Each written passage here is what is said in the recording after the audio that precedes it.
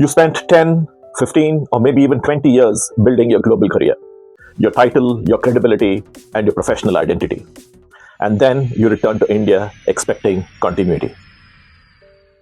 Instead, you might be met with a quiet and often uncomfortable truth that your foreign experience may be acknowledged, even respected, but not automatically valued. It's not because you made a mistake going abroad, and it's not even because India has changed. It's just that you're trying to spend dollars or pounds in a system that runs on rupees. Now let me explain. This is not just about the money. I mean the cultural currency. In my last couple of videos, we discussed the realities surrounding the NRI return and the emotional family resets required while making the move.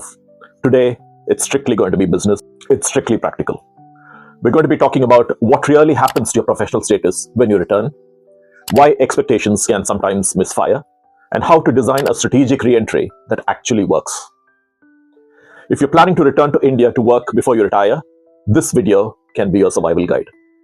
The ones that succeed, and I know many who have, skillfully navigate three distinct resets: your professional status, your financial reality, and your workplace mindset. The first aspect to consider is your status.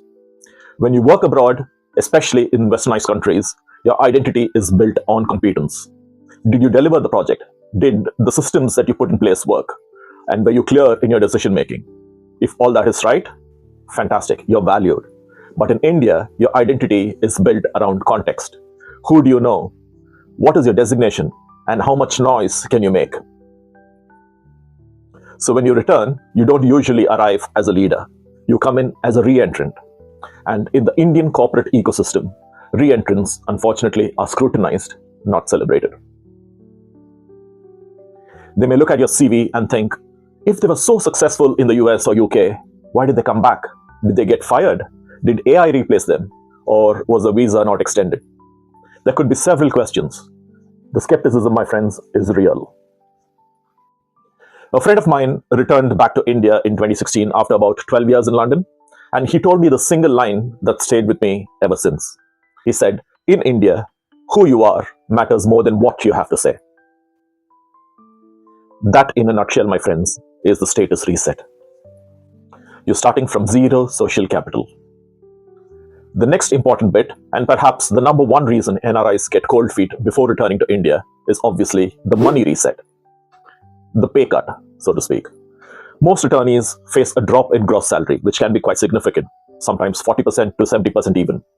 Now, you know about the purchasing power parity, and I'm not here to talk about that in this video. You know life can be cheaper in India, but it's not just about the math, is it? It's about your ego, it's about your professional pride. You think you're valued less, when that may not even be the case. Overseas, your salaries reflected the global cost structures and a value for expertise. But in India, salaries reflect local supply and local demand. And here's the harsh reality. Supply is high. For every VP or director role that you want, there are 50 local candidates who know the local market better than you, who are ready to work for much less money than you, and have an existing client relationship base. Now, these are absolutely vital. Senior roles in India are ruthlessly protected. They are protected by internal trust, by time spent in the system, and political capital. If you don't bring with you a live book of immediate business, which can turn into revenue for the company, the system will resist you. Quietly, but definitely. Very often, NRI candidates leave interviews thinking that they've cracked it. But many times, organizations just don't know where to place them. If you loosely translate it, it means you are globally competent, but locally unknown. The third necessary reset is the work culture reset. Abroad, rightly or wrongly, you got used to the holy trinity of work-life balance: predictable hours, clear boundaries, and respect for personal space. Whereas in India, your job does not end at 5 p.m. It ends when your boss leaves. Here, availability is viewed as loyalty. WhatsApp is your new office. Saturday is just a working concept, not a holiday. And urgency is often cultural. Everything is an emergency because your hierarchy demands it. But when you've lived outside this hierarchy for a significant period of time, re-entering it feels like walking into a turbulent mismatch of expectation and reality. You will feel invaded. If you face this work culture shock personally, my friends, during your stint back in India, let me know in the comments. And how did you handle the lack of boundaries so that others can benefit from your experience? Now, after hearing all this, you might feel like cancelling your ticket. Don't. The chaos I described is real, but it's not inevitable. The mistake most NRIs make is trying to change the Indian system to fit them. That never works. The secret is to choose an entry point where the system actually works for you. So my friends, before you make the leap, recalibrate. Don't chase that last overseas title you left behind. Instead, consciously design your next Indian trajectory. Here are 3 specific pathways that can protect you from the worst of the culture shock. Pathway number 1, obviously if you work for a multinational company, is the intra-company transfer. This is the absolute gold standard. You keep the same employer, but you just change your geography.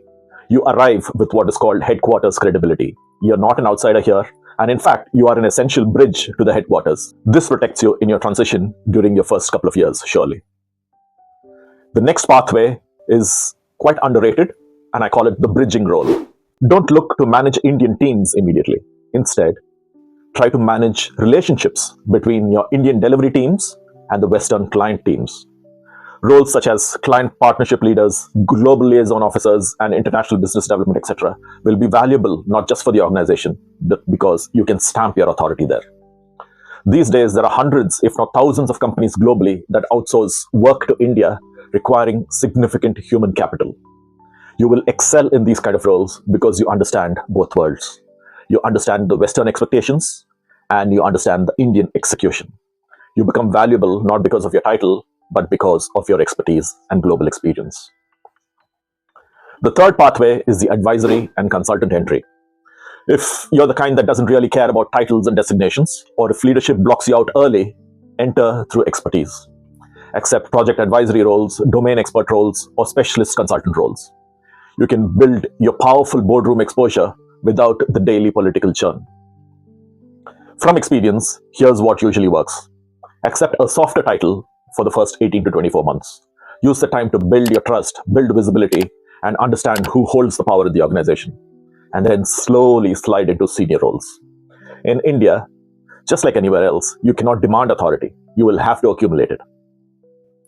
The biggest enemy of a successful return, my friends, isn't the Indian workplace. It is your own comparison with your past self. Don't look at it as stepping down. Most NRIs do. Instead, look at it as if you're stepping in. This is a re-entry for sure, even if you are the most seasoned professional. It demands patience before you acquire power. It demands visibility before you get any authority. And it demands a load of humility before momentum. So if you can design your re-entry intelligently, you will not just win, you will excel.